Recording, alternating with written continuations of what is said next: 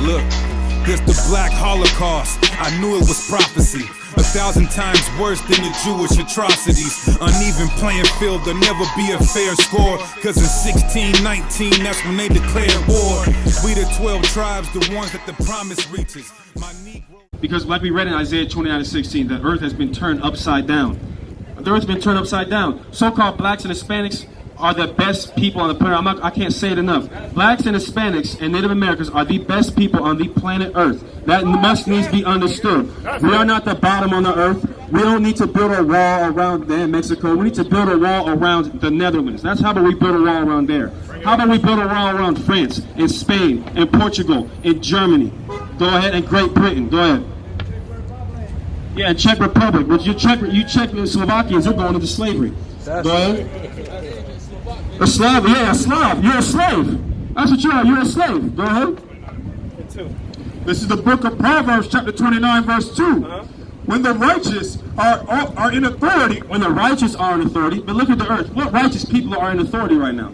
Donald Trump's in authority. Is he righteous? Hell no, he ain't righteous. Go ahead. The people rejoice. The people rejoice. What's going on, sister? You got a question?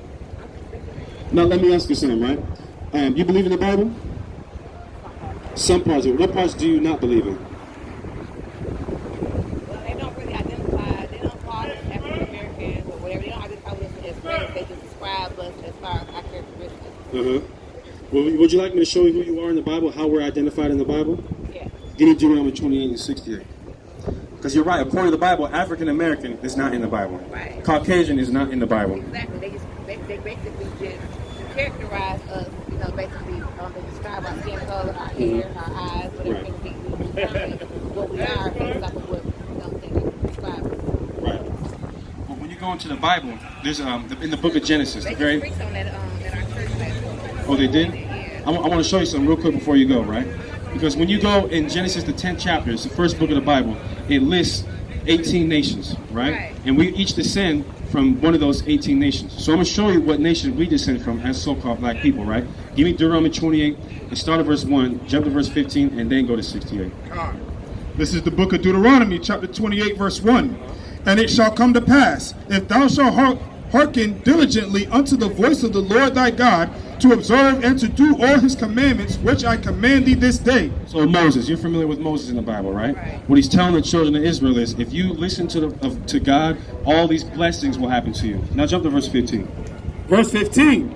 But it shall come to pass, if thou wilt not hearken unto the voice of the Lord thy God, to observe to do all his commandments. If you don't listen to God and keep his commandments, because that's what the Bible tells you, we're supposed to keep the commandments of God, sister, right? Go ahead. That all these curses shall come upon thee and overtake thee. It says that all these curses will come upon us and overtake us, right? So now let's go through the laundry list of curses that would befall the children of Israel. Get verse 48. Verse 48. Therefore shalt thou serve thine enemies, which the Lord shall send against thee. Didn't we serve our enemies? Didn't we go into slavery and serve other people? Weren't we in slavery, sister? Yeah. We were, right? Go ahead. In hunger, and in thirst, and in nakedness, and in want of all things. And in want of all things, right? So when we would want to eat something, we'd have to go, hey, master, I'm hungry, or I want some water, or I need some clothes, or I need this, that, and the third, right? Jump to verse 68. Verse 68. And the Lord shall bring thee into Egypt again with ships. Now, sister, how do we get to America? How do black people get to America? On a ship, right? Supposedly, right? According to the narrative, right? We came here from the shores of West Africa and brought on a slave ship in the year 1619, right? Go ahead. By the way whereof I spake unto thee, thou shalt see it no more again. Watch this, sister. Pay attention to this. Watch this. Go ahead. It's going to get very specific now. Go ahead. And there ye shall be sold. What happened when we got taken to America? When we got taken from Africa and put in America, were we not sold? Were we not put on auction blocks and sold to the highest bidder? And families separated? That happened to us, right? But the Bible says this is what will happen to the children of Israel. Keep going. Unto your enemies, for bondmen and bondwomen. A bondman or a bondwoman is someone that's bound, someone that's in slavery. So it said that the Israelites would get taken from their lands on a slave ship, put in another land that they knew not, enslaved, and then sold. Who did that happen to? It happened to us, right? Are you familiar with Ham, Shem, and Japhet? Yeah. Yes, ma'am. That's what talking about that. We come from Shem. Right. Okay. We come from Shem. But give me, who got the Zondervan? Bring out the Zondervan. What did they teach you in church? They teach you which one do we come from? I just recorded it. I had to go back and listen to it again. But it was on the Bible that was talking about it. It basically tell us exactly where we came from. Did they tell us you come from Ham or Shem or Japheth? You have to read it? Yeah. I'd rather listen to it then. Most of them say that we came from Ham. That's what they say black people came from is Ham, right? But let me show you according to the description, right, it is. Ham, right? Yeah. See, but let me show you something, right? Watch this. Read that. All right, this is the Zondervan Bible Compact Dictionary, and this is the definition of ham. This is the definition. This is Ham in the Bible dictionary. So we're gonna see if we come from Ham, right? Go ahead. The youngest son of Noah, born probably about 96 years before the flood, and one of 8 persons to live through the flood. He became the progenitor of the dark races. So it said Ham became the progenitor of the dark races. I mean, the dark races go back to Ham. But watch this. Not the Negro. What? Not the Negro. Aren't we the Negroes? But he said he That's can. what it was saying. The description was saying that, breaking it down. But based on what you're saying, right? You're saying the same thing I'm saying? Yeah. That's so your church told you you don't come from Ham. Oh, okay, that's interesting. Go ahead. He became the progenitor of the dark races, not the Negro. Not the Negroes. So according to the dictionary, according to the Bible and secular history, our people don't come from Ham or Japheth. We come from Shem. Now, where do you get Shem? You get people like Eber, then Abraham, then Isaac, then Jacob, and the 12 tribes of Israel. Sis, real quick, give me Songs of Solomon 1 and 5. I'm gonna just cut to the chase on you, sis. He's taking you down a long way. I want to get straight to the chase on you, right? Because I want to tell you who you are in the Bible, right? It's very plain. All right, so give me Songs of Solomon 1 and the 5th chapter. 1 and the 5th verse. Read. This is the book of Song of Solomon, chapter 1, verse 5. I am black, but comely. Say what? I am black, but comely. Well, Solomon said, I am black but comely, right? Black and comely mean beautiful, right? So this Solomon, he's an Israelite. He's declaring that he's black and beautiful. Now watch this, read. O ye daughters of Jerusalem. Oh, ye what? O ye daughters of Jerusalem. Oh, the daughters of Jerusalem are black and beautiful. You see what I'm saying? Isn't that something that sisters say? That they are black and beautiful? So this lets you know who you are. You're an Israelite, right? Read. As the tents of Kedar, as the curtains of Solomon. When you look up the word Kedar in Hebrew, that's a word that means dark skin. Just like the word Shakur in Hebrew, like Tupac Shakur last name, that's a Hebrew word that means black. So this identifies who the Israelites are, right? So, matter of fact, drop that. Let me get Isaiah 3, because I got to show you something, right? Starting at 16. So I just moved to Atlanta. What I see in Atlanta is what I see everywhere. I just moved from Texas. I used to live in California. Everywhere I go, when I'm in black communities, there's a certain type of business that I see, right? Can you guess what business I'm talking about? Well, no, not who owns it. I'm just talking about the type of business, right? We can get to that in a second. The type of business, I mean beauty supplies, right? Beauty supply every damn where, right? Now, what is one of the main products that they sell in a beauty supply? They sell extensions, bundles, braiding hair, etc., right?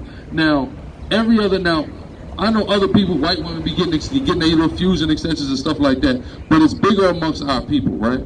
Now, do we understand why that is?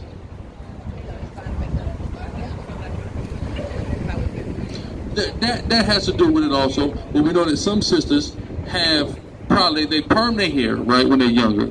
They put adjustment in here, right? Destroy themselves, right? Hey, that happens to a lot of sisters that don't perm the hell out of their hair and tell us, leave the perm alone. You see what I'm saying? Right? But they destroy their hair, now it becomes harder for them to grow hair. You see what I'm saying? Because they've destroyed it with perms, right? But the thing is, this don't happen to everybody else in the world. The East Indian girl, she don't destroy her hair with perms. The white girl, the Asian girl, nobody else does that, right? I'm going to show you that in the Bible. Read. All right, this is the book of Isaiah, chapter 3, verse 16. Moreover, the Lord saith, because the daughters of Zion are haughty, and walk with stretched forth necks. So the daughters of Zion are the women of Judah, Benjamin, and Levi, right? Of the 12 tribes of Israel. These particular 3 tribes. It said they are haughty, they walk with stretched forth necks. Read on. And wanton eyes. Right, meaning they're reckless, they're proud, things of that nature. Read. Walking and mincing as they go. You know what mincing means? That means basically like, you know, if a girl walking with heels or she got on a slide and it's just making all kind of noise hitting the ground, right? Walking and menacing as they go. Read on. And making a tinkling with their feet. Therefore the Lord will smite with a scab the crown of the head of the daughters of Zion. The Lord will smite with a scab the crown of the head of the daughters of Zion, right? So when we take a look at the curses in the Bible, people always look at it like it's super miraculous. But it's not always super miraculous. God does these things through practicality. So the practical thing is through the mistreatment that a lot of sisters have done with their hair from youth, either because they have a problem with their hair and they want to look like a white woman or whatever. All of that comes from the curse in the Bible right here, right? Because we don't see other people struggling from this. You see what I'm saying? Only these women are struggling from this. You see? So this is another reason how we know that we're the Israelites. Things like that. Things like the prophecies of us going into slavery. Things like it's saying black and beautiful, etc. You see what I'm saying? So this is how we know that we're Israelites. Now, drop that. Give me Leviticus 13 real quick, right? Now, I see you have, matter of fact, before we give me Exodus 4 real quick, actually. Let's go to Exodus 4 first. I'm going to give you another proof that these Israelites were okay. You know what I'm talking about? His hand. This Exodus 4, right there, 4 and 6. Go ahead. So Moses, right? The brother brought up Moses earlier. I want to show you something about Moses. Read on. This is the book of Exodus, chapter 4, verse 6. And the Lord said furthermore unto him, put now thy hand into thy bosom. So Moses put his hand in his bosom, right? Read. And he put his hand into his bosom. And when he took it out, behold, his hand was leprous as his hand was what? Leprous as snow. Leprous as snow, right? Snow means white, right? So leprosy means to turn white, essentially. So what does that let you know? That these people, number one, were not white, right? And being white is synonymous with leprosy, right? So we know anything about the Bible and leprosy, you can't even go around no leper. You see what I'm saying? So what does that let us know about white people? That they're lepers, right? So real quick, let's get the law on that. Leviticus 13, right? Because you have leprosy of the skin, but there's even leprosy of a house, there's leprosy of a garment, and then there's something called leprosy of the scalp, right? Let me show you something, sis. Go ahead. Leviticus chapter 13, verse 30. Then the priest shall see the plague, and behold, if it be in the sight deeper than the skin, and there be in it a yellow thin hair. You know what? A yellow thin hair. A blonde hair, right? Read. Then the priest shall pronounce him unclean. It's unclean according to the Bible. You see that? So when you see white people walking around, they got this natural white skin and this natural blonde hair.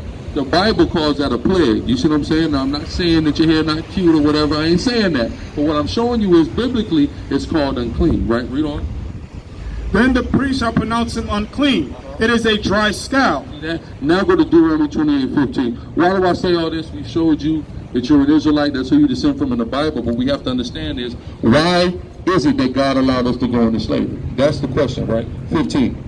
But this is Deuteronomy 28, verse 15. But it shall come to pass that thou wilt not hearken diligently unto the voice of the Lord thy God, to observe to do all his commandments and his statutes, which I command thee this day, that all these curses shall come upon thee. So the reason why we have go through all this is because we did not follow the laws, statutes, and commandments of God.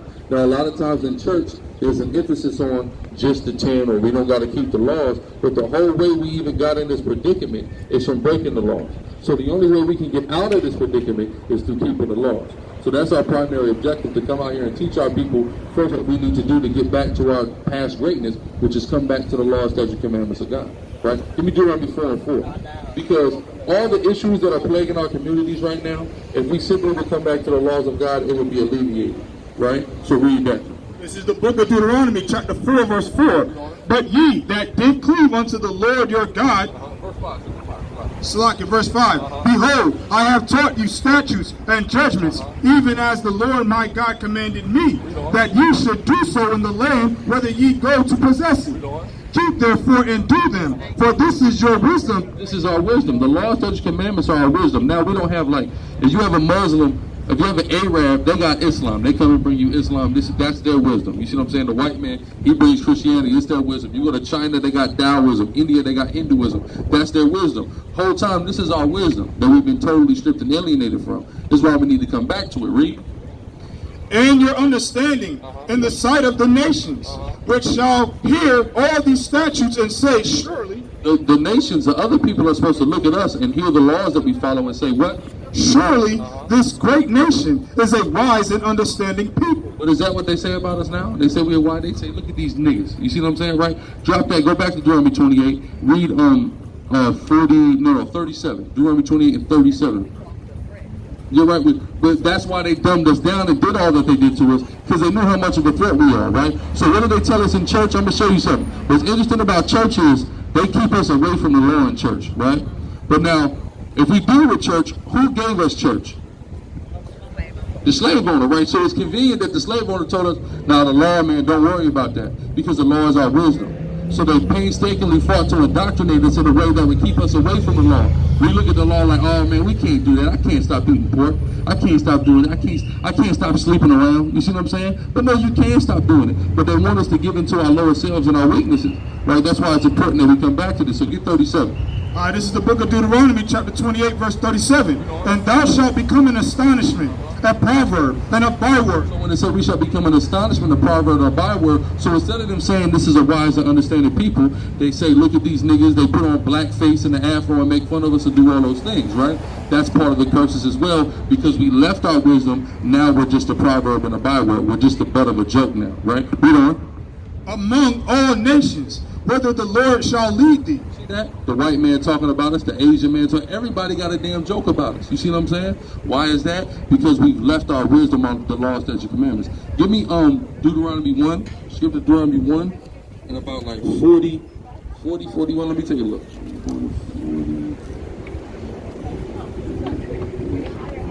Yeah, we're here every Saturday. Just, slide up on us and, we'll be right here.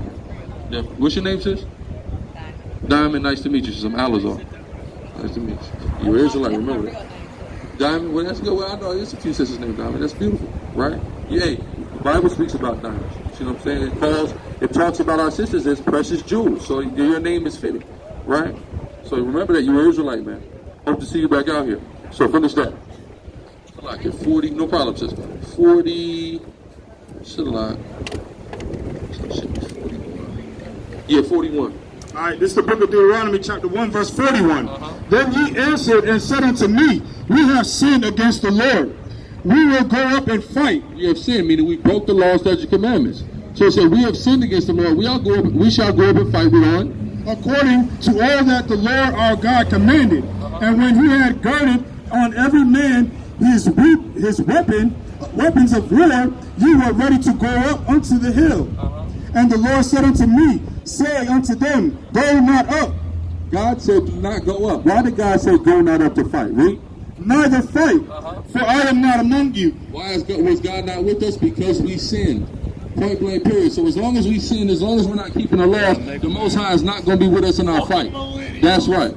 Shut up, devil. That's right. You're that goddamn devil the Bible speaks of. Your mom's a bitch. Your mom's a bitch. Millennial bitch. You're not an intellectual, bro. That's why you're mad, because you're a dumb honky, all right?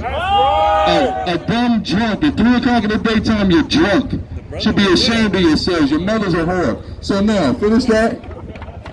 Lest ye be smitten before your enemies. See that? We get smitten before our enemies when we're in sin. That's what happens. So we have to come back and keep the law, statutes, and commandments of the Most High God, so the Most High will be with us. This is why they've indoctrinated us with the lie that we don't have to keep the law in the church. That lie is a cunningly devised fable to keep you away from rising up against your enemies, and chiefly your chief enemy of blacks, Hispanics, and Native Indians is the white man, the devil that the Bible speaks of, the Edomite.